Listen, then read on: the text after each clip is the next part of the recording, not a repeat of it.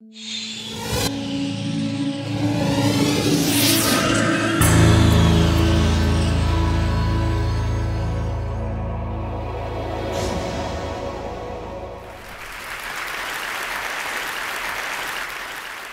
grew up interacting with the physical objects around us, and there are enormous number of them that we every day use.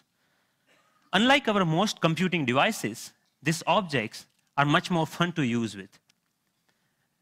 When you talk about objects, one another thing automatically comes attached to that thing, and that is gestures, how we manipulate these objects, how we use this object in everyday life.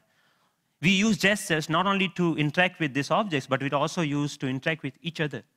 Like gesture of namaste, maybe to respect someone, or maybe in India, I don't need to teach a kid that this means 4 runs in cricket. It comes as a part of our everyday learning. So I'm very interested from beginning that how can our knowledge about everyday objects and the gestures and how we use this object can be leveraged to our interaction with the digital world. Rather than using a keyboard and mouse, why can I not use my computer in the same way that I interact in the physical world? So I started this exploration around 8 years back, and it literally started with a mouse on my desk. Rather than using that for computer, I actually opened it. And most of you might be aware that in those days, the mouse used to come with a ball inside, and there are 2 rollers that actually guides the computer that where the ball is moving, and accordingly where the mouse is moving. So I was interested in these 2 rollers. And I actually wanted more, so I borrowed another mouse from a friend, never returned him, and I have now 4 rollers. What interestingly I did with these rollers is basically, I took them off from these mouses and then put in a one line. It had some strings and pulleys and some spring. And what I got is basically a gesture interface device that actually acts as a motion sensing device made out of $2.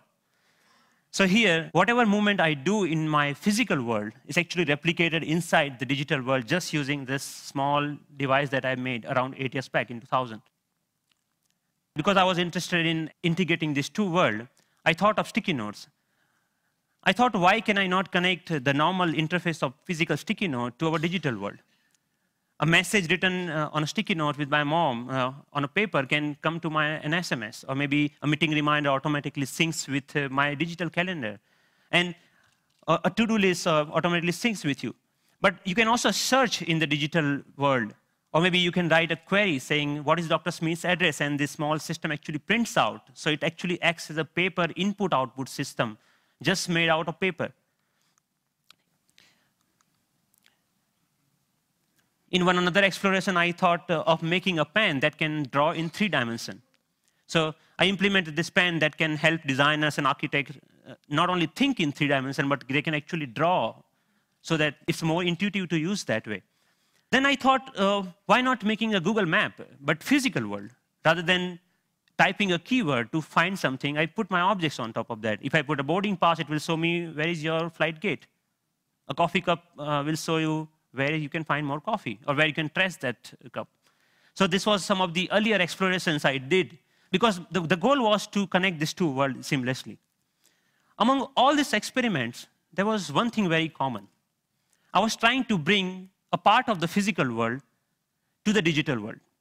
I was taking some part of the objects or anything intuitiveness of the real life and bringing them to digital world. Because the goal was to make our computing interfaces more intuitive.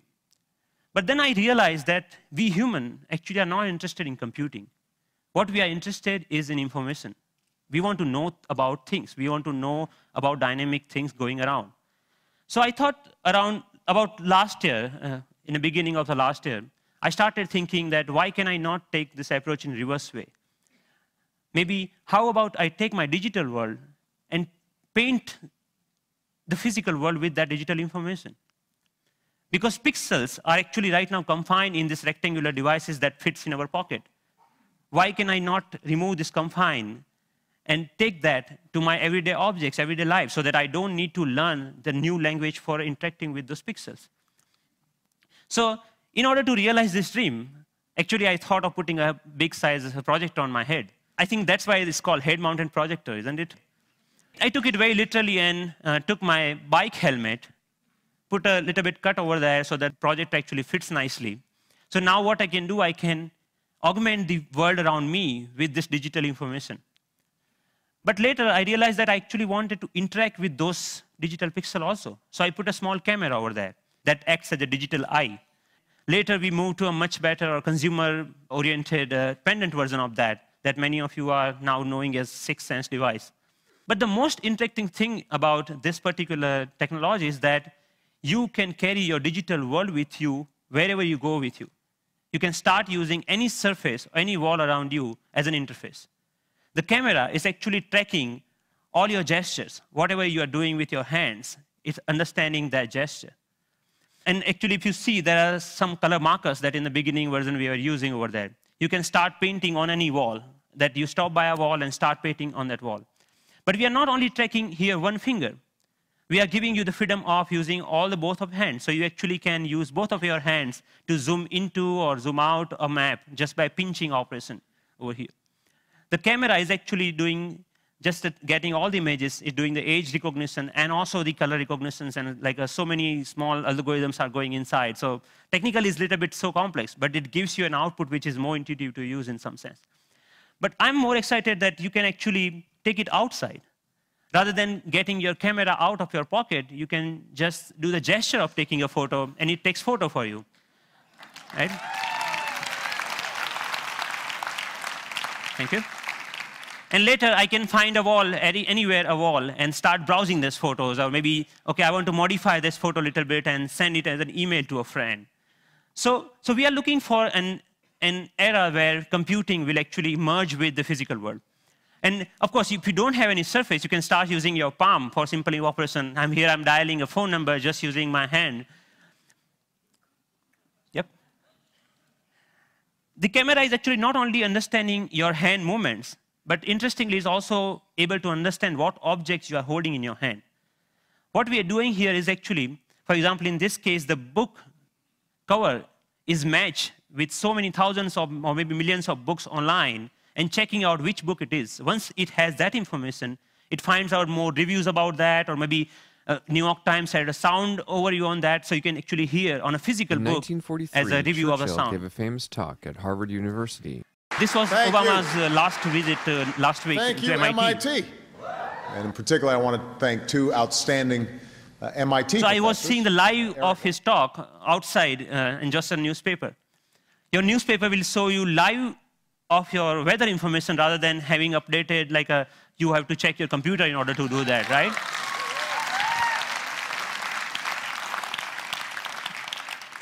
When I'm going back, I can just use my boarding pass and to check, oh, my flight has been how much delayed. Because at that particular time, I'm not feeling of opening my iPhone and checking out a particular icon. And I think this technology will not only change the way, yes, it will change the way we interact with people also, not only the physical world. The fun part is like I'm going to Boston Metro and playing Pong game inside the train on the ground, right? And I think the imagination is the only limit of what you can think of when this kind of technology merging with the real life.